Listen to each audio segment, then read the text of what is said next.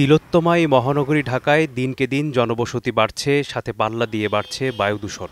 আর এই বায়ুদূষণ নগরীর বাসিন্দাদের জীবনযাপনের অবিচ্ছেদ্য অংশ হয়ে দাঁড়িয়েছে, যা রূপ নিয়েছে মরণ ফাঁদে। বায়ুর মান ও দূষণের শহর র্যাঙ্কিং অনুযায়ী বিশ্বের সবচেয়ে দূষিত বাতাসের শহরের তালিকার উপরের দিকে অবস্থান করছে বাংলাদেশের রাজধানী ঢাকার নাম। আইকিউইআরের বাতাসের মান সূচকে এ সময় ঢাকার স্কোর ২০৭, যা আজকের অবস্থানের দিক থেকে দ্বিতীয়। বায়ুর এই মানকে খুব অস্বাস্থ্যকর ধরা হয়। সুইজারল্যান্ড ভিত্তিক প্রতিষ্ঠান আইকিউইআর বায়ু দূষণের এই তথ্য তাদের ওয়েবসাইটে হালনাগাদ করেছে। বাতাসের মান নিয়ে তৈরি করা তাৎক্ষণিক সূচক একটি নির্দিষ্ট শহরের বাতাস কতটা নির্মল বা দূষিত সে সম্পর্কে মানুষকে তথ্য দেয় এবং সতর্ক করে। মিশরের কায়রো, পাকিস্তানের লাহোর এবং ইন্ডিয়ার দিল্লি যথাক্রমে ২১৫, ১৮৯ এবং ১৮০ আইকিউ স্কোর নিয়ে তালিকার প্রথম, তৃতীয় এবং চতুর্থ স্থানে রয়েছে। কণা দূষণের একিউআই মান ৫০ থেকে ১০০ এর মধ্যে থাকলে বায়ুর গুণগত মানকে মাঝারি অবস্থা ধরা হয়। একিউআই সূচক ১০১ থেকে ১৫০ এর মধ্যে হলে সংবেদনশীল গোষ্ঠীর জন্য অস্বাস্থ্যকর হিসেবে বিবেচনা করা হয়। এ সময় সাধারণত সংবেদনশীল ব্যক্তিদের দীর্ঘ সময় ধরে বাইরে পরিশ্রম না করার পরামর্শ দেয়া হয়। ১৫১ থেকে ২০০ এর মধ্যে হলে অস্বাস্থ্যকর হিসেবে বিবেচিত হয়, আর সূচক ২০১ থেকে ৩০০ এর মধ্যে হলে খুব অস্বাস্থ্যকর বলে মনে করা হয়। এছাড়া ৩০১ এর বেশি হলে বিপজ্জনক হিসেবে বিবেচিত হয়, যা বাসিন্দাদের জন্য মারাত্মক স্বাস্থ্য ঝুঁকি তৈরি করে।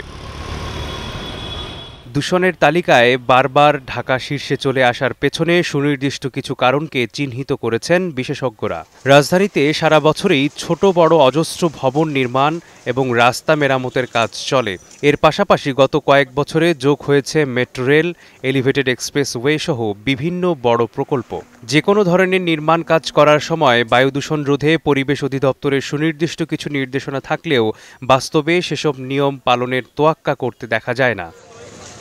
দূষণ বিষয়ক গবেষণা প্রতিষ্ঠান ক্যাপসের দেশব্যাপী ৬৪ জেলার বায়ু দূষণ সমীক্ষা ২০২১ অনুযায়ী ঢাকার আশপাশের প্রায় ১২০০টি ইটভাটা, ছোট বড় কয়েক হাজার শিল্প কলকারখানা রয়েছে।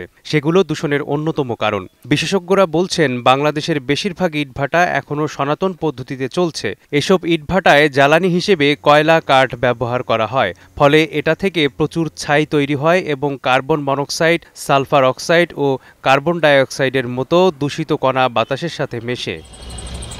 শহরের যে কোনো রাস্তায় কিছুক্ষণ দাঁড়ালেই দেখা যাবে চারপাশকে কালো ধোঁয়ায় আচ্ছন্ন করে বিকট শব্দে ছুটে চলছে বিভিন্ন ফিটনেসবিহীন যানবাহন, বিশেষ করে বাস ও ট্রাক। ক্যাপসের গবেষণা অনুযায়ী ঢাকার যেসব এলাকায় বর্জ্য পোড়ানো হয় সেই সব এলাকাতেই বায়ু দূষণ বেশি হচ্ছে। ময়লার স্তূপ যেখানে থাকে সেখানে মিথেন গ্যাস উৎপন্ন হয়। অনেক সময় এই মিথেন গ্যাসের দুর্গন্ধ থেকে বাঁচার জন্য পরিচ্ছন্ন কর্মীরা আগুন জ্বালায়।